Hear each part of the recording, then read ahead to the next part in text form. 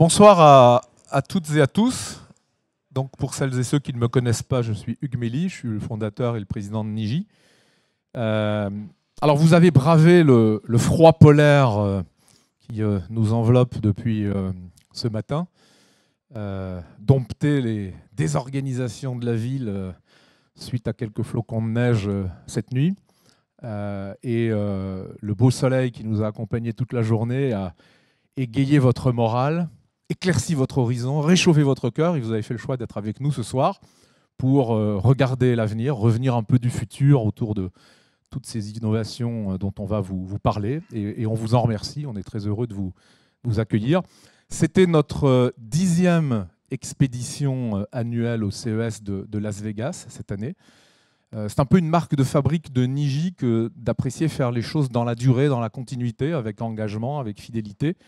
Et c'est d'autant plus pertinent de le faire ainsi s'agissant du CES que pour bien en apprécier année après année les innovations, les démonstrations, les produits, les idées, il faut être capable de regarder un peu dans le temps, de regarder un peu une dérivée. On a vu au cours de ces 10 années des choses naître et mourir quasiment l'année suivante, des choses naître, se développer, clopant et disparaître aussi 2 ou 3 ans plus tard, et des choses naître et se développer, grandir et devenir absolument magnifiques. Donc voilà, c'est aussi dans la durée qu'il faut savoir apprécier ce CES, et c'est donc aussi dans la durée qu'on constitue en général une petite équipe Niji, une petite équipe One Niji, comme on le dit chez nous, c'est-à-dire une équipe pluridisciplinaire qui rassemble le plus possible de nos métiers.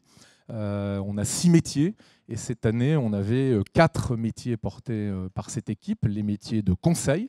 Donc on avait une représentante de notre cabinet de conseil, les métiers du design, nous avions une représentante de notre agence de design, les métiers de la technologie, nous avions des gens de la technologie, et les métiers de la data et de l'IA, qui étaient bien évidemment un des grands sujets du CES, qu'il fallait savoir regarder avec beaucoup d'acuité. Donc une équipe très plurielle, à l'image de Niji, qui, comme à l'habitude, a arpenté les conférences, les allées des convention centers et des ballrooms d'hôtels à Las Vegas pour être à l'affût des choses qui nous paraissaient les plus intéressantes à vous rapporter.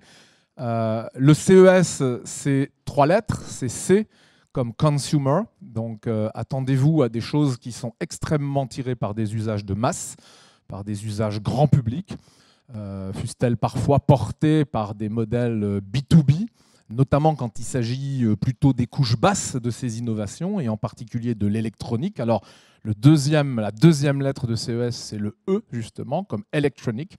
Donc l'électronique, on l'avait vu s'estomper un peu au cours des dernières années, avec la montée en puissance du logiciel et des applications qui avaient tendance à en masquer à quelque part un peu l'importance. Donc, de ce point de vue-là, le CES nous était apparu de plus en plus intéressant parce que justement de moins en moins ancré dans l'hypermatérialité des objets. Et il est clair que cette année marque, de mon point de vue en tout cas, un retour en force de l'électronique, et on peut comprendre pourquoi.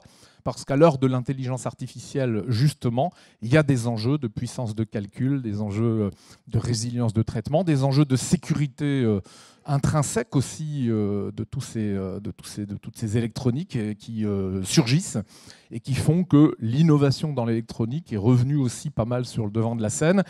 Ce qui rend peut-être parfois un peu compliqué d'appréhender tous les sujets, parce que là, il faut une acuité technologique particulière qu'une entreprise comme Niji n'a pas nécessairement. Donc pardonnez-nous si ça ne ressort pas de façon aussi explicite que ce que je peux vous dire de la présentation qui s'en suivra, mais en tout cas, c'est moi ce que j'ai perçu. Et puis la 3e lettre de CES, bien évidemment, c'est show. Donc le CES, c'est un grand show. Voilà. Vous imaginez bien volontiers de quoi Las Vegas est possible. On aime ou on n'aime pas. Moi, personnellement, j'aime pas beaucoup d'ailleurs, mais c'est vraiment assurément un show. Non seulement dans les démonstrations, mais aussi dans les conférences, et notamment dans les keynotes. La France était encore à l'honneur cette année, puisqu'elle avait l'honneur d'être la keynote d'ouverture du CES. Ça avait été déjà le cas l'année dernière avec Carlos Tavares de Stellantis. C'était cette année avec Nicolas Hieronymus de L'Oréal. Et on était d'ailleurs particulièrement fiers qu'il en soit ainsi parce que c'était sur des sujets de beauty tech auxquels on contribue justement pour L'Oréal. Et donc on avait à quelque part l'impression de voir le CEO de L'Oréal parler de Niji devant 135 000 personnes au CES. Voilà. Je vais m'arrêter là, laisser la parole à l'équipe. Et si vous avez bien évidemment des questions, tout le monde sera là autour du cocktail tout à l'heure, donc n'hésitez surtout pas. Voilà, je vous souhaite une bonne soirée.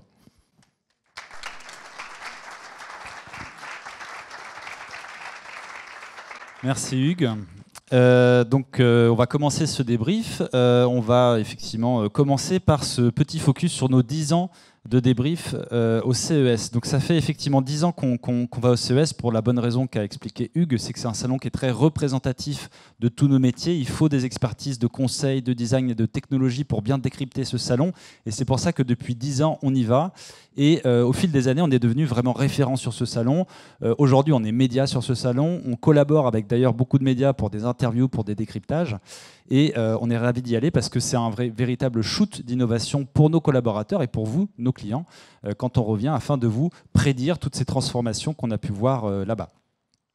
Donc, comme le disait Hugues, il y avait effectivement des représentants de tous nos métiers sur ce salon qui se présenteront. Donc, 2 personnes du conseil, Adrien pour le directeur Data IA, Léa pour la partie design. Moi-même, ça fait 6 ans que je vais au CES, donc je connais bien ce qui s'y passe. J'ai un point de vue assez technologique. Et tous ces débriefs qu'on fait depuis 10 ans, ils sont accessibles en ligne. Vous pouvez aller les voir sur SlideShare, sur les vidéos.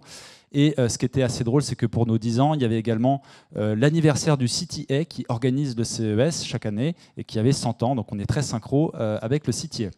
Pour ces 10 ans, on a souhaité faire une petite rétrospective de toutes ces prédictions qu'on vous a faites depuis 10 ans. Et force est de constater que beaucoup, dirais-je, de nos prédictions se sont réalisées avec un petit temps d'écart, c'est normal. Donc par exemple, on vous prédisait il y a 6 ans que l'IA serait partout et pour tous.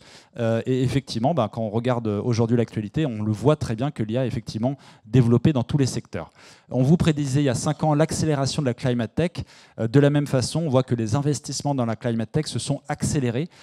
Et encore cette année, on va beaucoup en parler. On vous prédisait aussi que la tech allait se mettre au service de la sécurité et que les cas de ransomware allaient s'accélérer. Ça a été le cas.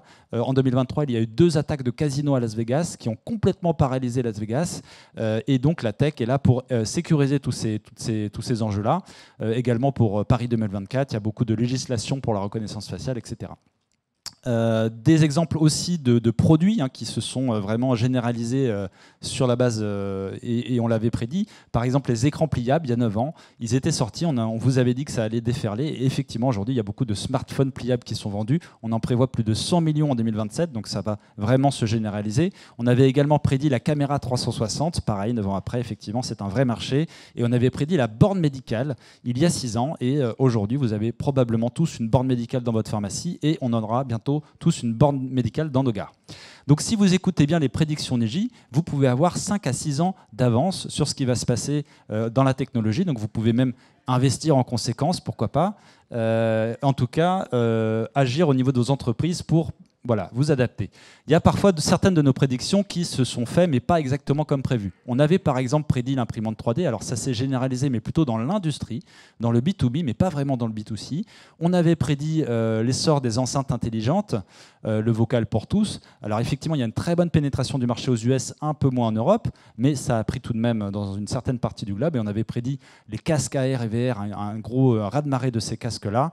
De la même façon, il y a eu beaucoup d'investissements, notamment d'Apple pour ces casques, mais le grand public n'a pas encore complètement adopté toutes ces technologies. Il y a aussi eu, bien sûr, quelques prédictions qui ne se sont pas du tout réalisées. On vous parlait des taxis volants il y a 5-6 ans. Ils ne sont toujours pas au-dessus de nos têtes.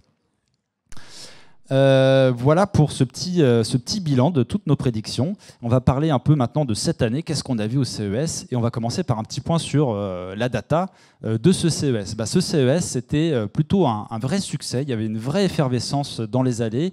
Comme vous le voyez, en termes de nombre de visiteurs ou de nombre d'exposants, c'était quasiment des niveaux pré-Covid, donc une très très belle dynamique. C'était aussi la première fois qu'on atteignait 230 000 m², donc un très très grand salon. C'est aussi pour ça qu'on était nombreux à y aller. Donc très intéressant de ce point de vue-là. Et puis, du coup, on va aussi regarder d'où venaient les exposants de ce salon.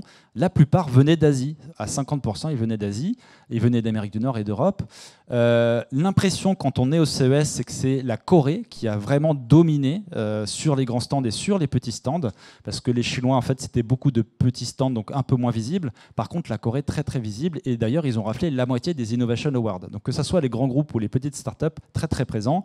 Les États-Unis, bien sûr, et l'Europe. Et la France aussi, bien sûr, était présente. Donc il y avait 150 entreprises françaises qui étaient présentes cette année, donc en stabilité par rapport à l'an dernier. Une petite baisse en termes de nombre de startups, mais c'est aussi normal, hein, on est un peu sur un funding winter, une crise de l'investissement en Europe pour les startups, mais toujours dans la stabilité en tout cas.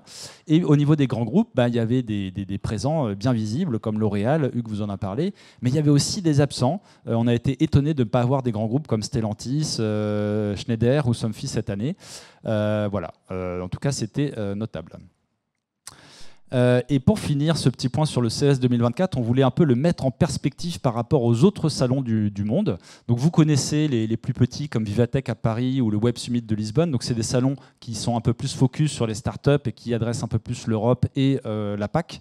Le CES, donc, dont je viens de parler, donc un très très grand salon, mais donc majoritairement Corée, Asie, sauf la Chine et États-Unis. Et il y a un autre salon que peut-être vous connaissez moins, c'est le GITEX qui se passe à Dubaï chaque année, qui est plus grand que le CES.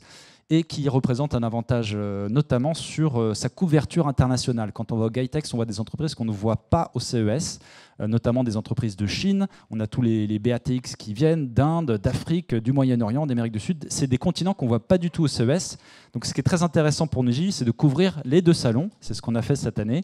On était en octobre au GITEX, on a débriefé, et on était donc il y a quelques semaines au CES. Et combiner ces deux visions-là, ça vous donne vraiment une vision d'ensemble sur l'innovation mondiale. Les deux salons ont un peu des approches différentes, mais ils sont intéressants dans la complémentarité.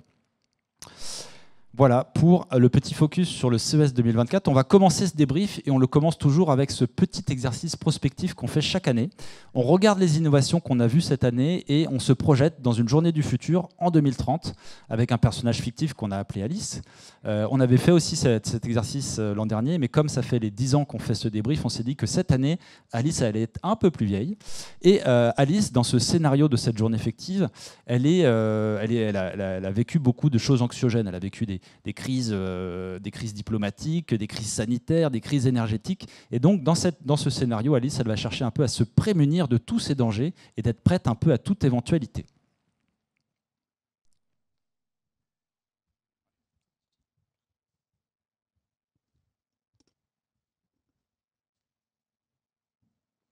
Donc, chez elle, Alice est totalement autonome. Grâce à ses batteries EcoFlow, elle peut tenir 1 mois. Elle est parée donc à toute coupure d'électricité. C'est la batterie la plus puissante jamais conçue. Alice est également complètement autonome en eau. Elle a plus peur en fait des catastrophes naturelles qui pourraient arriver. Il se trouve qu'en fait sa douche quotidienne est complètement assurée par ce système de réutilisation de l'eau. Et donc en fait, grâce à ce système, grâce à ce petit outil transportable, 98% des eaux utilisées vont pouvoir être réutilisées. Comme chaque matin, avant de prendre sa douche, Alice lance son imprimante 3D pour imprimer son petit déjeuner qu'elle engloutira avant de partir au travail. Son petit déj ingurgité, Alice arrive au travail. Alors là, un open space un peu bondé. Heureusement, grâce à un super masque SkyTED, toutes ces conversations secrètes vont rester confidentielles. La journée fut longue, beaucoup de comptes rendus à rédiger, mais grâce à son assistant Copilot, Alice rédigera ses comptes rendus en 1 minute. Il est midi passé, c'est la pause déj. Heureusement, Alice s'est munie de son repas déjà et il suffit qu'elle le réchauffe dans sa besace qui permet de chauffer ce repas. Et tout cela en quelques minutes et sans aucune émission de dioxyde de carbone.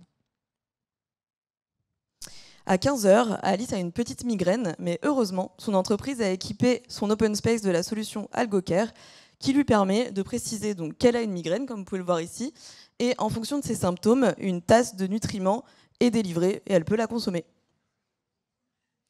Il est 18h passé, on prend la direction de chez soi, le métro et ses microbes omniprésents. Heureusement, grâce à son tour du cou, Alice va pouvoir stériliser l'air reçu et purifier l'air qu'elle va ressortir. Elle en a marre du masque Covid. Le travail, les transports, toutes ces personnes, Alice, ça l'angoisse. Donc de retour à la maison, elle fait son check-up de santé sur son appareil BIMO. Et elle commence par écouter ses poumons.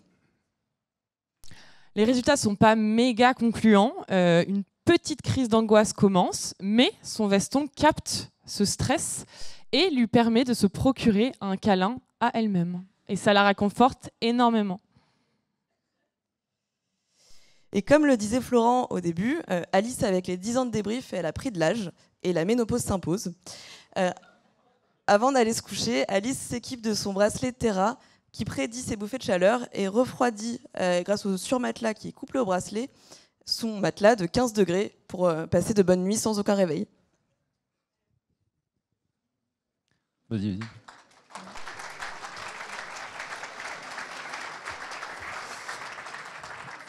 Voilà la journée d'Alice, donc elle est prête à se prémunir de toute catastrophe énergétique et même émotionnelle grâce à son petit veston. Donc tout ce qu'on vous a raconté là, c'est des vraies innovations qu'on a vues cette année. D'accord ? On les a juste mis bout à bout pour s'imaginer une journée dans le futur. Bien sûr, on ne souhaite pas que ça soit notre futur. Mais en tout cas, c'est un futur possible. Maintenant, on va s'intéresser aux vraies tendances de fond qu'on a vues au CES. Et comme on essaye de faire des prédictions qui vont être réalistes, on s'intéresse moins à la partie gadget du salon.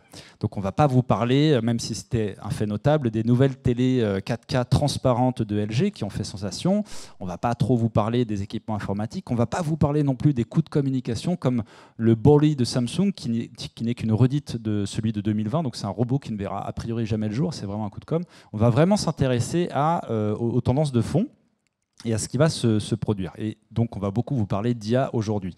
Vous allez le voir, l'IA, il va être sur toutes les tendances, que ça soit de l'IA générative ou de l'IA plus classique. On est vraiment en diffus sur toutes les tendances. Et vous verrez d'ailleurs par la suite un vrai chapitre sur l'IA. On finira par cela. On va commencer par la santé parce que c'était une des priorités du site IA cette année. On va poursuivre avec le sustainable, ce qu'on a appelé cette année l'écolotech. On verra qu'il y a eu beaucoup de choses sur l'agriculture et sur la nourriture.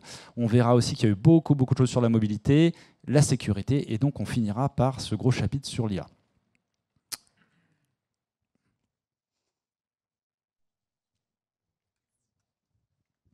Alors au niveau de la santé, cette année, on a décidé de l'aborder dans le sens wellness user-centric parce que, comme vous allez le voir, l'arrivée de l'intelligence artificielle en masse va venir faire en sorte que tout a été hyper personnalisé au niveau du bien-être sur plusieurs aspects. On l'a décomposé en 3 parties. Donc effectivement, dans un premier temps, la santé, la health tech.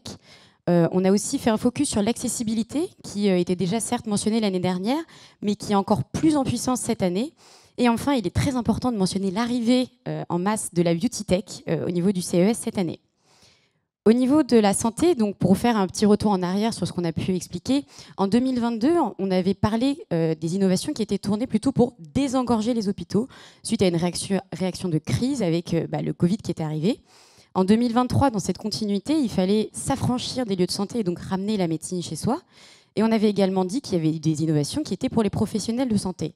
En 2024, on observe qu'il y a un peu une latence au niveau de l'adoption par les professionnels de santé. Et du coup, la majeure partie des innovations revient plutôt au niveau du patient, toujours pour contrôler sa santé chez soi et effectivement toujours pouvoir être en autonomie sur son état de santé.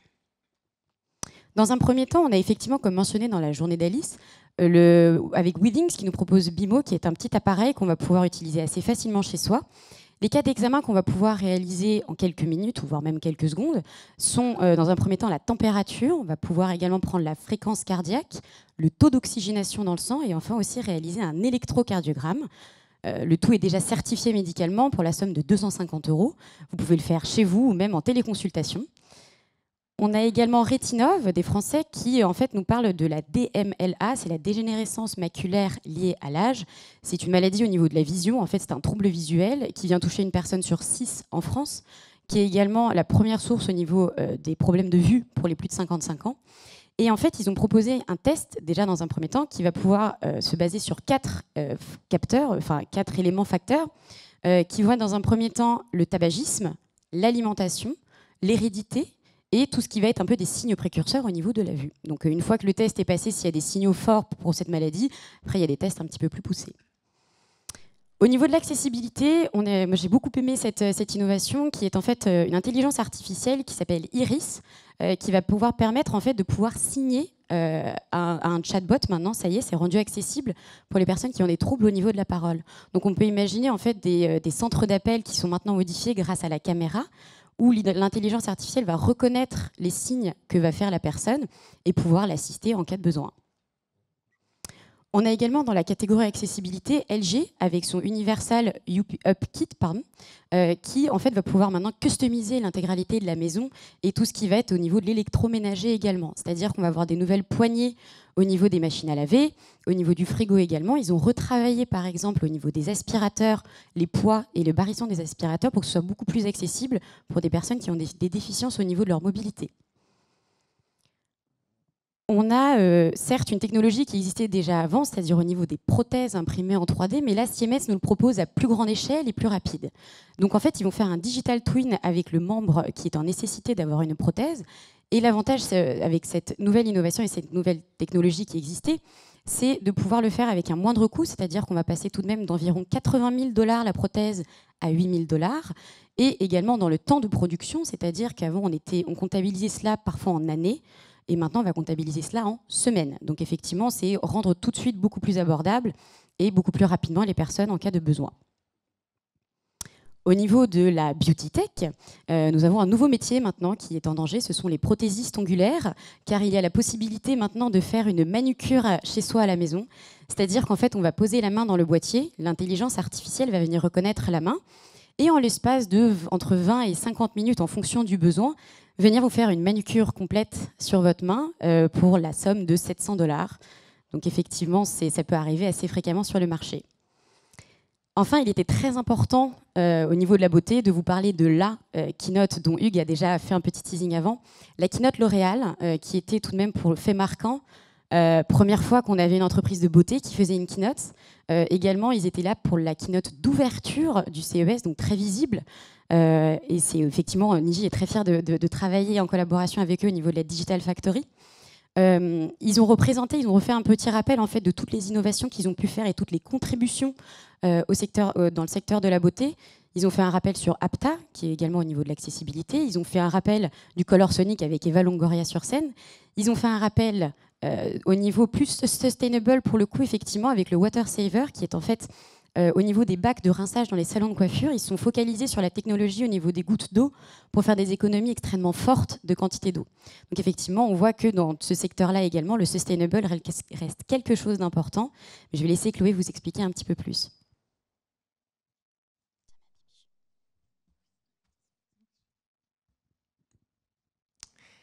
Donc, effectivement, l'écolotech, comme nous l'avons appelé, était le sujet annoncé comme le sujet numéro 2 de cette édition du CES.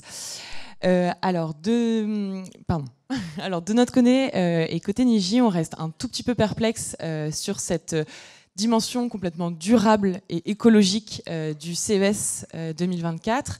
En fait, il se trouve que, bien sûr, ça se déroule à Las Vegas, une des villes les plus polluées et les plus polluantes de la planète Terre.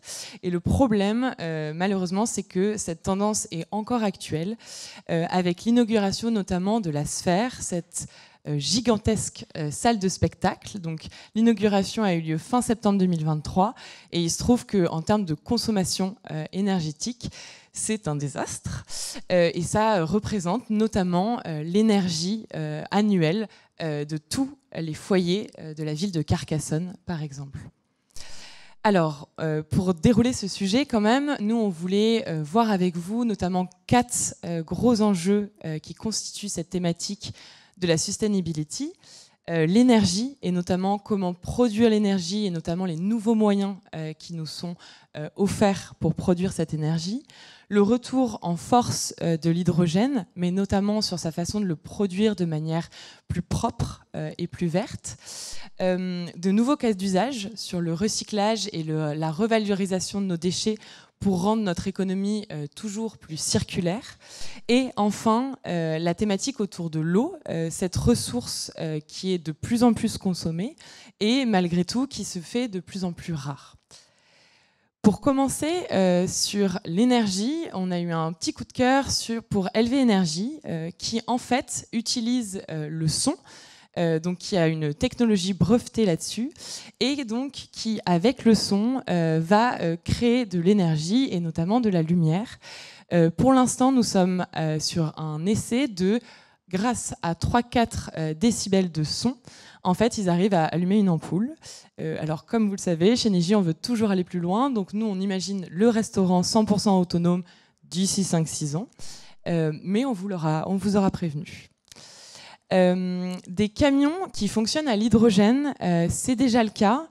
Et le pari lancé par Hyundai, c'est d'avoir réussi à produire 24 000 tonnes d'hydrogène vert grâce à 130 000 tonnes de plastique.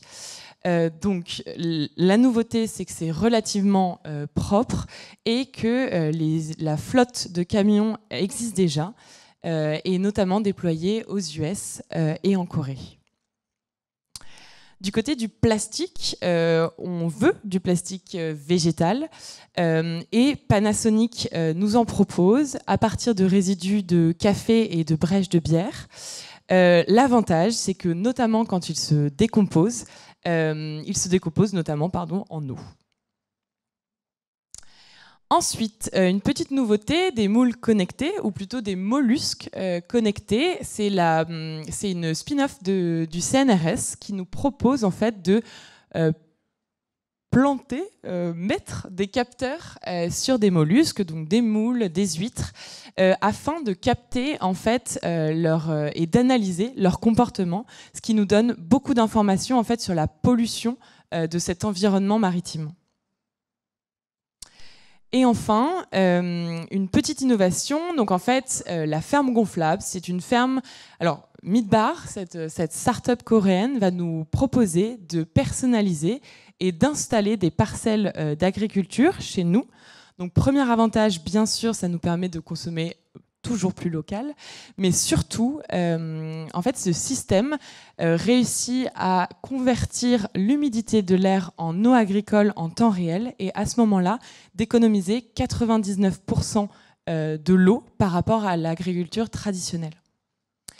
C'était la partie sustainability et donc on finit avec cette partie agriculture qui nous amène vers la food tech que va vous présenter Léa.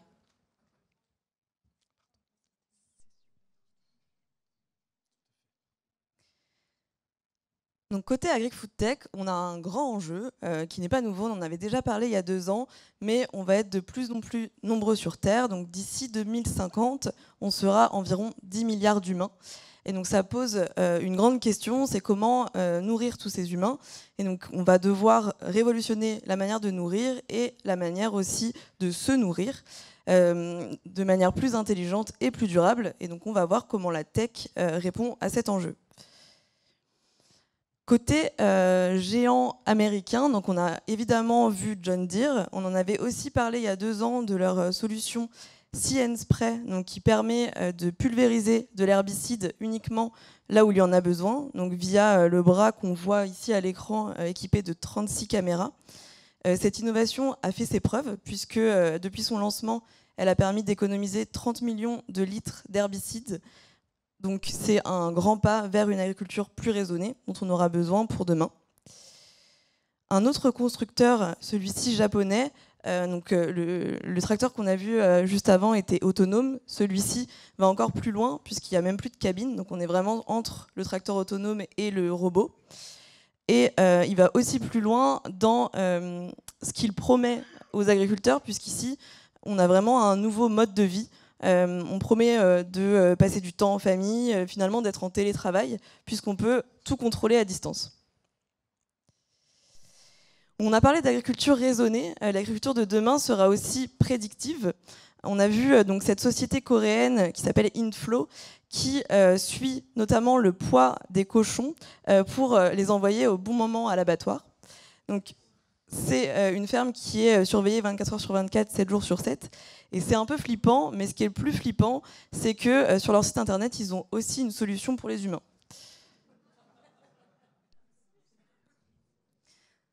Donc, on parlait de production, on va parler aussi de consommation. Donc, nos changements de consommation, ça passe évidemment par le végétal. Donc, on a vu cette entreprise française qui nous propose de consommer des œufs pas pondus. Donc, c'est déjà disponible pour les grossistes et vendu par les restaurateurs. Donc, le végétal, on connaît, mais il y a aussi le cellulaire. On a aussi vu de la viande cultivée à partir de microalgues. Donc pareil, le cellulaire, on en parlait, cultiver sa viande à partir de cellules animales, c'est connu. Mais ici, on a une innovation qui tient toutes ses promesses, puisque c'est la fin de l'abattage, la réduction de l'exploitation des terres et de l'eau. Donc c'est une innovation très intéressante. Et d'ailleurs, d'ici 2040, on prévoit que la viande sera à 60% d'origine végétale ou synthétique. Une autre grande tendance du CES cette année, c'est la nourriture hyper personnalisée. On en a déjà vu une innovation pendant la journée d'Alice, en voici une deuxième. Donc ici, comment ça marche? On répond à un petit questionnaire sur son application mobile et on a donc nos nutriments qui sont imprimés en 4D qu'on peut ingurgiter, qu'on peut boire à tout moment de la journée. Donc comme vous avez pu voir, cette année, la foodtech, ce n'était pas uniquement des tracteurs. Et je vais laisser Florent vous parler un peu plus de la mobilité. Voilà, je vais essayer de ne pas trop vous parler de tracteurs. On a intitulé cette tendance Mobility Everywhere parce qu'au CES, la mobilité, elle est littéralement everywhere, elle est partout. Si on regarde la carte du LVCC, le plus grand salon de l'exposition du CES, on voit que 50% à peu près du salon est dédié à la mobilité. C'est quand même incroyable de se dire on va à l'autre bout de la Terre pour voir de l'innovation, et on voit 50% de mobilité sur ce site. Alors la question qui se pose, c'est pourquoi il y a autant d'espace dédié à la mobilité sur un salon de tech et d'innovation? Eh bien parce qu'il faut bien prendre conscience que la voiture de demain, le véhicule de demain, il est vraiment à la congruence de beaucoup d'enjeux technologiques et d'innovation. C'est bien sûr un véhicule électrique et électronique, c'est aussi une voiture vidéoludique, il y a beaucoup d'enjeux de gameplay, d'écran qui sont à l'intérieur des véhicules. C'est aussi un véhicule qui se définit par son code de développement. On parle de Software Defined Vehicle. Ça a été repris par des grands constructeurs comme Hyundai et Renault. Ils parlent vraiment de SDV, Software Defined Vehicle. Et c'est assez drôle parce que moi, c'était le titre de ma tendance il y a 5 ans au CES. Donc, a priori, ils m'ont écouté. Il y a aussi des enjeux d'IA, bien sûr, et puis des enjeux, bien sûr, d'éco-responsabilité. Si on arrive à trouver un moyen de rendre la mobilité propre, on résout une grande partie des enjeux climatiques de la planète. Et donc, pour illustrer tout ça, tous ces enjeux qui sont adressés par les véhicules, chaque constructeur promeut son concept car ou son véhicule qui sort dans le commerce. Donc il y a des constructeurs allemands, asiatiques, il y a même un constructeur vietnamien qui était présent. Et pour illustrer tout ce que je viens de vous présenter, on va prendre quelques exemples. Donc par exemple Honda, ils ont présenté le futur des véhicules électriques selon leur vision. Honda, ils étaient très en retard sur le véhicule électrique et donc là, ils se rattrapent un peu. Ce qu'on voit sur ce concept car qui est très emblématique, c'est le Media Bar que vous voyez sur le pare-choc avant, donc un espèce d'écran intégré au pare-choc. Ça, on le voit sur quasiment tous les véhicules. Au CES, c'est assez étonnant de se dire qu'a priori, tous les véhicules de demain auront ça. À mon avis, ça va coûter un peu cher à réparer si on tamponne un peu le véhicule devant. Ce qui était intéressant aussi, c'est Honda nous parlait des batteries solides. Alors, je ne sais pas si vous connaissez tous les batteries solides. C'est des batteries donc, qui n'utilisent pas de lithium, qui sont solides et qui vont avoir plein d'avantages. Elles ne pourront pas prendre feu, elles vont être plus légères et donc on va plus en embarquer plus dans le véhicule pour avoir plus d'autonomie. Et donc ça, c'est vraiment le futur du véhicule électrique. Et je vous recommande d'attendre 2026, peut-être 2030, que cette technologie soit mature et qu'elle sorte sur le marché pour peut-être acheter votre véhicule. Ça sera, à mon avis, bien plus durable. Il y avait aussi des enjeux adressés par Valeo, le français, qui étaient très intéressants. Valeo, il propose le air charging. Ça veut dire qu'on gare la voiture au-dessus d'un pad et ça va recharger le véhicule. Donc plus besoin de câble. Et ce qui est intéressant avec cette technologie de Valeo, c'est qu'on a le même rendement de rechargement qu'avec un câble. Donc fini les câbles qui sont disgracieux, qui peuvent être dangereux parce qu'ils traînent par terre, qui peuvent être difficiles à maintenir. On va vraiment tous basculer, je pense, dans une recharge par air via l'air charging. Également Valeo sur la voiture Zeekr qu'ils avaient sortie en Chine, on retrouve, là ça se voit pas bien, mais on retrouve le Media Bar sur l'avant du véhicule. La voiture aussi, elle répond à des enjeux informatiques, comme je vous le disais, SDV, Software Defined Vehicle. Et ce qui est emblématique, c'est que Hyundai a bien annoncé dans sa keynote qu'ils ont repris tous les développements du véhicule en interne. Ils peuvent plus seulement, disons, se confier cette partie-là à des équipementiers. Ils veulent vraiment tout refaire en interne pour mieux gérer les flux d'informations, l'autonomie des véhicules, l'expérience à bord. Et c'est rigolo parce que c'est exactement ce que fait Tesla depuis quelques années. Ils ont d'ailleurs un temps d'avance sur ça. Et c'est ce que fait General Motors aussi depuis quelques années pour rattraper ce retard et offrir une expérience vraiment fluide à l'intérieur des véhicules. Et quand je dis que c'est une voiture computer, c'est aussi parce que la voiture, c'est un peu un data center. Valeo, quand ils s'occupent des véhicules électriques, ils ont des grands enjeux de refroidissement parce que c'est plein de batteries, de calculateurs, donc il faut refroidir tout ça. Et ils sont tellement experts là-dedans qu'ils ont revendu leur technologie au data center, notamment en Israël, parce que finalement, ils ont un véhicule computer qui s'applique très bien aussi aux serveurs des data centers. Je vous parlais aussi des enjeux de sustainability qui sont adressés par le véhicule de demain. Et c'est le cas par exemple de Kia qui, dans son concept PBV, c'est une voiture en fait vraiment Lego. On va clipser des parties d'habitacle sur un châssis. Et du coup, ça engage des enjeux de durabilité. Si par exemple on endommage une partie de l'habitacle, il suffit de reclipser un autre habitacle au même endroit. Ou si par exemple on a envie de transformer son châssis en véhicule utilitaire alors que c'était un pick-up, pas de problème, il n'y a plus qu'à clipser l'habitacle sur ce châssis. Et donc c'est un vrai concept qui va sortir, c'est pas juste un coup de com'. Ils vont construire l'usine associée en 2025, donc c'est assez bluffant. Et puis ils ont aussi prévu de la modularité à l'intérieur, donc tous les équipements intérieurs, que ce soit les sièges, les racks de transport, comme ça, vont pouvoir être utilisés en dehors du véhicule. Et donc c'est vraiment ce qu'on appelle l'afterlife des composants qui est pris en compte désormais par les constructeurs, et c'était également le cas de Hyundai. Je ne vous ai pas beaucoup parlé d'autonomie jusqu'ici dans cette section, et c'est normal parce que l'autonomie, on n'y croit plus vraiment. Ça, c'est une des prédictions sur laquelle on n'avait pas forcément raison. Le véhicule autonome de niveau 4 et 5, les constructeurs n'y croient plus vraiment. Que ce soit Volvo ou Volkswagen, ils l'ont bien annoncé dans les discours de leur patron. Ce n'est plus du tout l'objectif. Il y a d'ailleurs eu des entreprises qui ont été supprimées. Ford avait acheté Argo AI 2,6 milliards de dollars pour faire du véhicule autonome. Cette société a été supprimée. Donc on est plus en fait sur d'autres cas d'usage dans l'autonomie. On va plus viser un niveau 3 au mieux. Donc c'est par exemple le cas de Mercedes, ça va être le cas de Afila, la marque de Sony. On va viser le contrôle à distance et peut-être le niveau 4 dans certains cas bien particuliers dont je vais vous parler. Donc un des premiers cas qui se rapproche de l'autonomie, et vous me voyez là très à l'aise en train de conduire un véhicule, c'est la conduite à distance. C'est-à-dire que là, vous me voyez conduire un véhicule qui est sur le parking, qu'on voit à l'écran, donc distant. Ce qui est très intéressant, c'est que c'est un véhicule du commerce. Il n'a pas eu d'équipement en plus pour permettre ce contrôle à distance. On a juste rajouté un software qui marche en 5G qui me permet de le contrôler à distance. Donc d'ailleurs, pour les enjeux de télécommunication, c'est important de se dire qu'il va falloir des réseaux très très fiables pour que ça marche. Le cas d'usage ici est intéressant parce que comme il y a quand même un humain derrière le volant, même si à distance, la réglementation n'a pas besoin d'évoluer comme c'est le cas pour le véhicule autonome.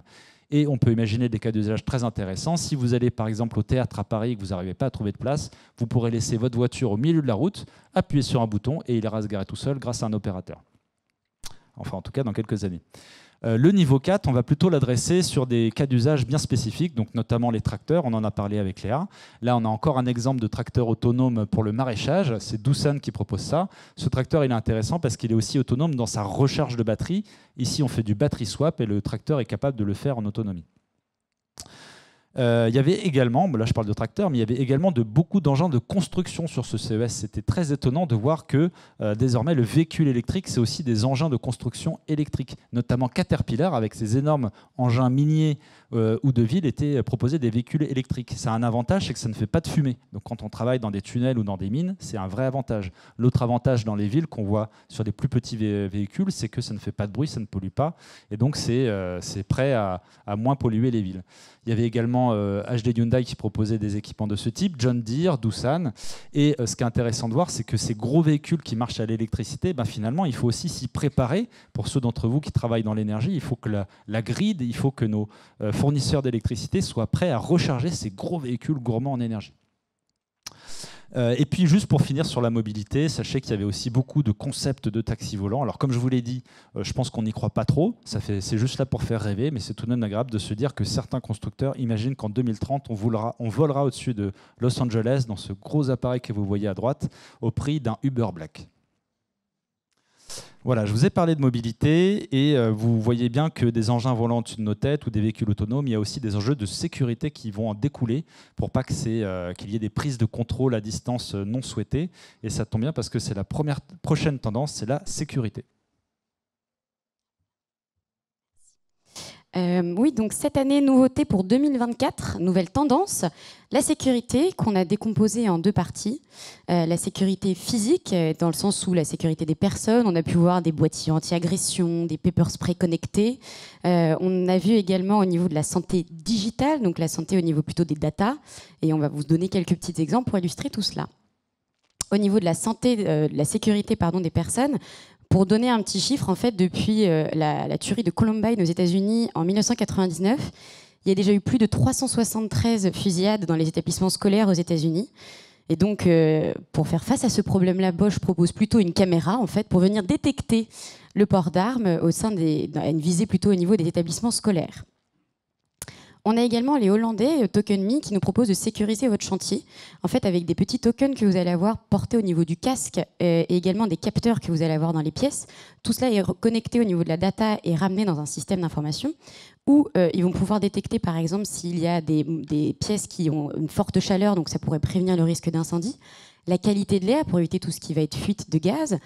Au niveau des personnes, si par exemple s'il y a des chutes sur le chantier, s'il y a des appareils qui sont en dysfonctionnement, on va pouvoir en fait envoyer une alerte au niveau du système pour pouvoir soit évacuer, soit réparer, pour éviter quelconque catastrophe au niveau du personnel également. Pour la sécurité digitale, on a les Français Galéo qui nous parlent du dossier patient informatisé. Et donc là, en fait, il est sécurisé avec la blockchain qui est combinée avec l'intelligence artificielle parce qu'on sait qu'effectivement, au niveau du secteur hospitalier, il y a un réel risque de la fuite des données sur des données extrêmement personnelles qui sont votre dossier de santé. Il y a enfin au niveau la caméra de sécurité, parce qu'il faut rester tout de même RGPD là-dedans, comme Florent l'a indiqué avec les JO, ça peut être des problématiques qui vont arriver. Etron Technologies nous propose un défaçage en fait en temps réel des visages qu'il peut y avoir dans la rue, et ça va permettre en fait d'anonymiser les personnes s'il n'y a pas eu d'infraction. Donc ça permet d'assurer la sécurité des personnes, mais ça permet d'assurer la sécurité des données.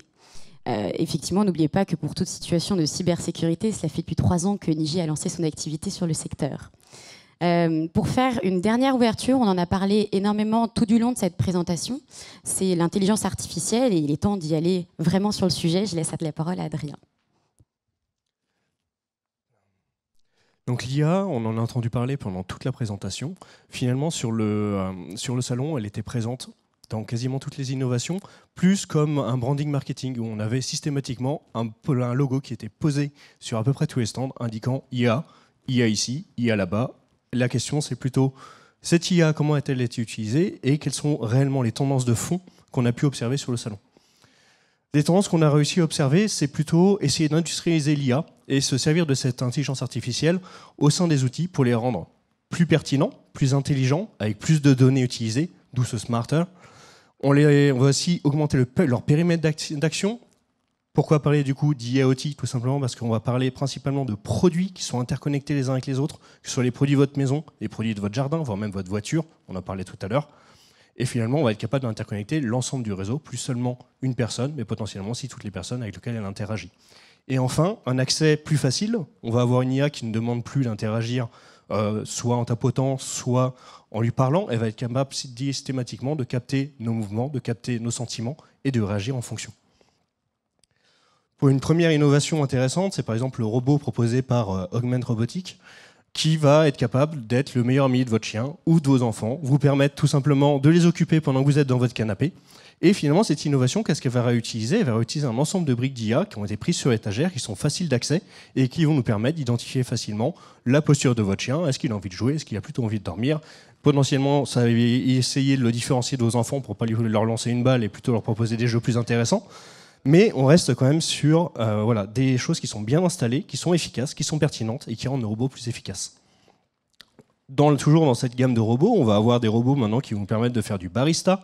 Donc, vous rentrez le soir, Il va savoir que votre habitude, c'est de prendre votre mojito, il va vous le préparer, et il sera déjà prêt au moment où vous ouvrirez la porte. On le voit d'ailleurs ici, en train de préparer un petit cocktail à la tequila, de façon très efficace. Les robots, c'est pas seulement le robot barista qui peut faire un peu gadget et se retrouver en entreprise, c'est aussi le robot, comme je le disais, qui va être dans votre jardin, qui va détecter la présence de neige, se configurer en mode déneigeage et aller parcourir l'ensemble de votre jardin pour le nettoyer. On connaissait déjà les robots qui s'occupaient de faire la tondeuse. Maintenant, on n'a plus besoin d'avoir un fil qui délimite les bords. Ils vont être capables de capter leur position par satellite et donc de cartographier l'ensemble de votre jardin en utilisant bien sûr des briques d'IA déjà existantes. Ici, on le voit en action dans la neige. C'est assez amusant. On le voit finalement être... voilà, propulser un peu de neige partout, c'est rigolo. Et pour être capable de communiquer avec l'ensemble de ces outils connectés, il va bien sûr falloir avoir quelques interfaces. Et ces interfaces, ça va être des capteurs, ça va être le miroir dans votre salle de bain qui va être capable de vous dire « il n'y a plus de savon, les enfants ne vont pas pouvoir prendre leur douche, je propose d'en commander sur Amazon ». Et là, on retrouve encore toute cette connectivité. Il va être capable de nous parler en langage naturel, il va être capable d'analyser notre comportement et de nous dire « oula, t'as l'air un peu stressé, je vais te mettre un peu de jazz, te faire couler un bain, baisser un peu la lumière ». Et c'est pas juste, c'est pas juste des paroles en l'air, c'est vraiment ce que propose cette innovation proposée par Barracuda. Le centre de la maison, finalement, c'est quoi? C'est souvent la cuisine. On va se retrouver autour du réfrigérateur. Ce réfrigérateur connecté proposé par Samsung, il va être capable de détecter les produits que vous mettez dedans et, en fonction de ces produits, de vous proposer des recettes, de vous dire aussi les produits qui sont en train de se périmer, vous dire les pommes là vont bientôt être périmées, il serait peut-être temps de faire une tarte aux pommes. Je te propose de commander sur Walmart la pâte à tarte, la livraison arrive en drone. Pendant ce temps-là, le four a été préchauffé automatiquement, on n'a plus qu'à se mettre au plan de travail et à commencer à préparer notre repas. Et là, on voit par exemple le test avec une pomme qui marche très bien. Donc là, on n'est vraiment pas sur un produit gadget et un proto, on est vraiment sur un produit qui va arriver sur le marché et qui, je pense, pourra vraiment nous augmenter dans le futur. Cette IA, on la retrouve même dans les objets du quotidien. C'est-à-dire qu'on va avoir des lits maintenant qui vont être capables de s'adapter à votre posture, s'adapter à votre façon de dormir et changer de forme. Si vous roulez sur le côté, le lit va vous accompagner de telle sorte que vous ne soyez pas réveillé ou vous ne réveillez pas votre moitié. On va retrouver ça dans des outils vraiment beaucoup plus communs. Vous avez besoin de faire une téléconférence avec quelqu'un qui ne parle pas votre langue. Chacun va mettre son oreillette. Vous allez avoir une traduction en temps réel qui va s'opérer. Ça va aussi vous permettre de faire cette traduction au milieu d'une foule avec plusieurs autres interlocuteurs, avec ce qu'on va appeler la diarisation, qui va être capable d'identifier les différents interlocuteurs. Et surtout, chacun des interlocuteurs pourra avoir une langue différente. Ils vont tous pouvoir communiquer entre eux. Finalement, cette IA, on l'a vu dans beaucoup de produits. On a vu l'IA qui est de l'IA finalement qu'on a déjà vu, mais qui a été utilisée de façon extrêmement industrielle, de façon beaucoup plus simple et complètement intégrée à nos outils, complètement intégrée surtout à des produits. Finalement, et la question c'est, bon, l'IA générative, ça fait un an qu'on en parle, et où est-elle? Cette IA générative, on la retrouve dans quelques solutions. Par exemple, un nano qui va vous permettre de chatter avec ChatGPT, vous permettre d'échanger. Vous êtes en pleine réunion, ça va vous permettre de poser la question assez simple qui est s'il te plaît, quel est le nom de la personne en face de moi? Je ne me rappelle plus. Qui va vous permettre de savoir avec quel interlocuteur vous êtes en train d'échanger. Ça peut aussi bien sûr donner des idées à ceux qui ont bientôt passé le bac, d'avoir un nano comme ça et une oreillette. On a eu un petit outil qui a fait le buzz aussi pendant le CES, c'est le Rabbit. Le Rabbit, qu'est-ce que c'est? Il se veut une alternative au smartphone. Il se veut être une solution sur laquelle on n'a plus besoin de taper. La seule interaction, c'est la parole et une caméra. Et il va être capable, donc cette fois-ci on ne parle pas de LLM pour Large Language Model comme on a sur un ChatGPT classique, mais de LAM, qui est Large Automation Model, qui nous permet d'automatiser des tâches simples, voire complexes, comme par exemple planifier vos vacances. Vous allez dire je pars en février du 12 au 24, planifie-moi mes vacances au ski, il va nous trouver une station libre, réserver notre train, réserver notre hôtel, et s'occuper de toute la planification. On a aussi des exemples un peu plus simples d'augmentation de barres de recherche. Walmart le propose. Plus besoin de chercher avec des mots-clés. Il vous suffit simplement de lui demander comment vous préparez votre soirée football et vous aurez l'ensemble des produits qui sera directement prêt à votre commande. On reste quand même finalement sur des usages assez classiques de cette IA générative. On a forcément un outil qui n'a qu'un an, qui n'a médiatiquement qu'un an, même s'il est un peu plus vieux. Et les usages restent, on va dire, assez de niche ou restent des usages de base. Pourquoi ça? Parce qu'il y a une peur assez présente, qui est la peur de l'hallucination. L'hallucination, qu'est-ce que c'est? C'est cette capacité qu'a l'IA générative de créer quelque chose qui potentiellement n'existe pas. Par exemple, Volkswagen ayant intégré ChatGPT directement dans sa solution de navigation, on peut s'attendre, en allant au restaurant, à finir plutôt dans un champ. Ce qui pourrait être potentiellement problématique. Plus largement, je vous ai parlé d'IA, je vous ai parlé d'IA générative. Il faut se rappeler que ces modèles comme ChatGPT ou sa version 3 puis 4, la version 3 elle représentait quand même 284 tonnes de carbone. La version 4, c'est 14 000. C'est 15 tours du monde en avion plein. Ce qui représente quand même une énorme quantité de carbone consommée. Mais on va essayer de compenser justement cette consommation de carbone en se servant de l'IA partout, en s'en servant pour optimiser à la fois nos usages, mais aussi nos consommations. Ça va nous permettre d'optimiser, on l'a vu, nos rendements dans l'agriculture, d'être plus précis, plus efficaces, d'avoir des rendements électriques qui seront bien optimisés et surtout à l'intérieur de notre maison d'être hyper personnalisés. Donc finalement, à la fois nos dépenses énergétiques, mais aussi notre consommation de nourriture va pouvoir être optimisée par l'ensemble de ces outils connectés, va pouvoir être optimisée par cette IA et venir compenser le coût de cette IA, voire potentiellement même le contrebalancer de façon extrêmement positive.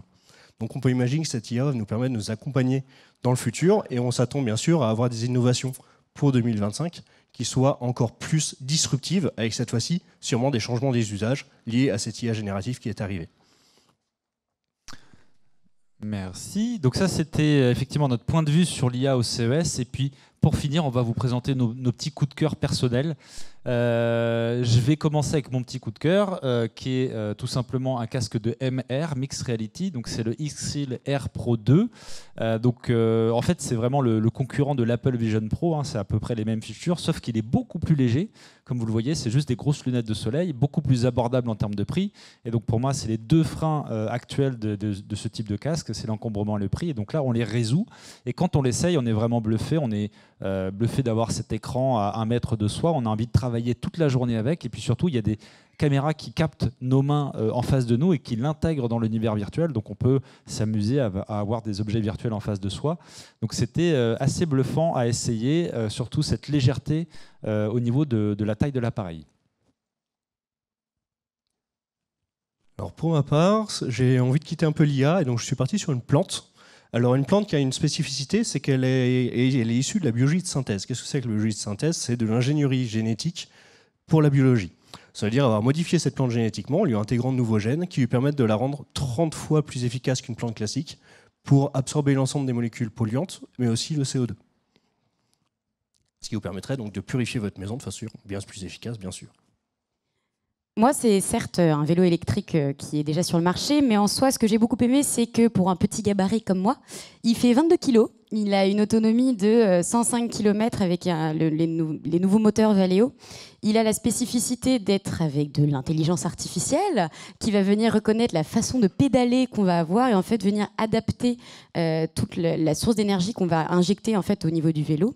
Et il a aussi la spécificité d'avoir un mode sécurité qui en fait une fois activé va venir complètement désactiver le système de pédalage, ce qui fait qu'en fait le vélo va pédaler dans le vide. Donc on est complètement sécurisé et on peut le débloquer uniquement en magasin ou chez les partenaires d'Ultima Mobility. Alors moi, mon coup de cœur n'est pas forcément le mien, puisque c'est un casque anti-calvitie. Donc comment ça marche? Ça stimule les cellules du cuir chevelu pour empêcher la chute. Donc c'est pas magique, hein, il ne faut pas le faire trop tard. Une fois que les cheveux sont tombés, ça ne va pas repousser. Donc il faut anticiper la chute. Et notre dernier coup de cœur est on va dire un coup de cœur collectif et surtout un coup de chaud. C'est présenté comme l'outil le plus efficace et le plus adéquat pour sécher vos parties intimes après la douche. C'est déjà disponible sur Amazon pour la maudite somme de 359 $. Merci Chloé pour ton coup de cœur. Voilà, donc on va finir sur une petite conclusion un tout petit peu plus sérieuse. notamment sur l'IA. Vous l'avez vu dans la communication des médias, et même dans notre communication, il y avait beaucoup d'attentes cette année sur l'IA. Et le CES a beau être très riche, très complet, avec beaucoup d'IA dedans, c'était tout de même des cas d'usage d'IA qui augmentaient des produits existants ou qui augmentaient des services qu'on connaissait déjà, donc qui l'augmentaient très bien de manière industrielle, mais ce n'était pas encore des cas d'usage complètement en rupture qui va bouleverser notre société. Le constat qu'on fait, c'est que c'est une technologie donc, qui devient mature, mais qui nécessite encore peut-être 1 an de travail pour qu'on trouve vraiment les nouveaux cas d'usage qui vont révolutionner certains secteurs. Nous, d'ailleurs, Niji, on y travaille avec certains d'entre vous, certains de nos clients, sur ces nouveaux cas d'usage très disruptifs.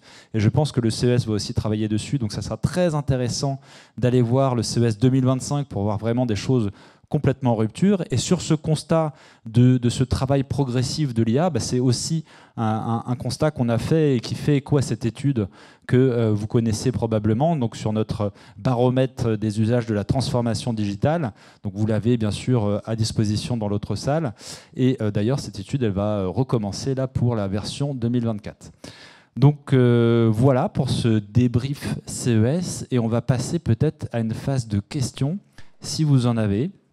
Donc il y a Frédéric Payen qui a un micro, donc voilà, si vous avez des questions, n'hésitez pas, c'est le moment. Après, on ne sera plus là pour répondre à toutes vos questions sur l'innovation.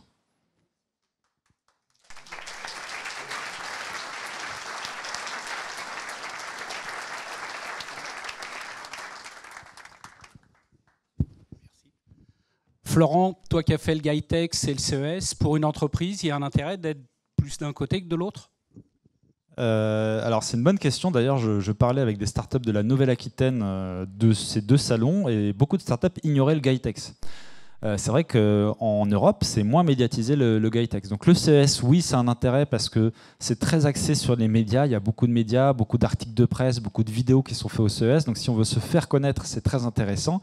Mais le GITEX, il est très intéressant parce qu'il y a beaucoup d'investisseurs de par le monde et tout est organisé autour des levées de fonds, autour des concours. Et donc, il y a des startups comme ça, françaises. Je suis allé les voir le lundi. Je reviens le mercredi. Ils me disent qu'ils ont levé 5 millions d'euros. Donc, c'est très intéressant pour les startups, mais aussi pour les grands groupes, pour étendre finalement leur marché au-delà de l'Europe et au-delà de l'Occident, d'adresser d'autres pays. Donc je pense que c'est très utile de faire les deux, si c'est possible, ou en tout cas de bien choisir l'angle d'attaque qu'on souhaite avoir. Est-ce que c'est un angle d'attaque médiatique ou vraiment business et investissement ?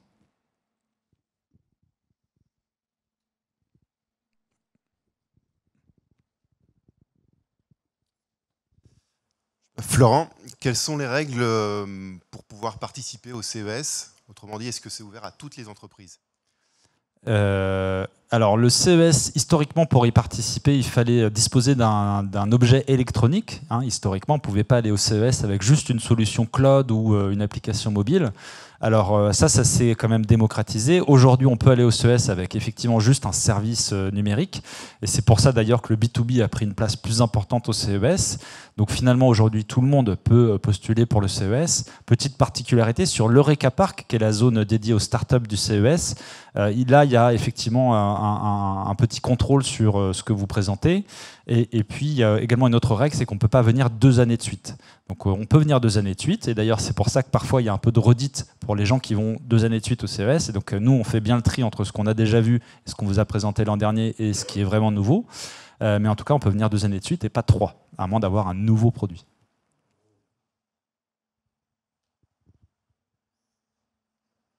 Encore une petite question, ok.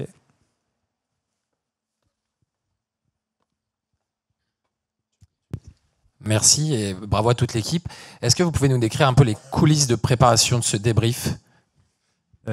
Ok. Donc, ils ont tous bossé pendant 3 mois. Et ensuite, en amont du CES, il y a du développement déjà pour récupérer, crawler de la data sur les exposants. Ensuite, il y a un travail d'analyse humain. Donc, tout ça avant le CES pour savoir ce qui va être intéressant d'aller voir et ce qu'on va éviter parce que c'est de la redite. Nous, on avait aussi une Learning Expedition avec des clients cette année au CES. Donc, on avait aussi ce travail de préparation pour nos clients, pour leurs besoins spécifiques, pour de savoir ce qu'on allait aller voir et puis pour organiser des rendez-vous. Et voilà. Et ensuite, une fois qu'on est à Las Vegas, comme on est média, nous, on a accès à des keynotes, ce qui nous permet aussi d'affiner ce qu'on va aller voir.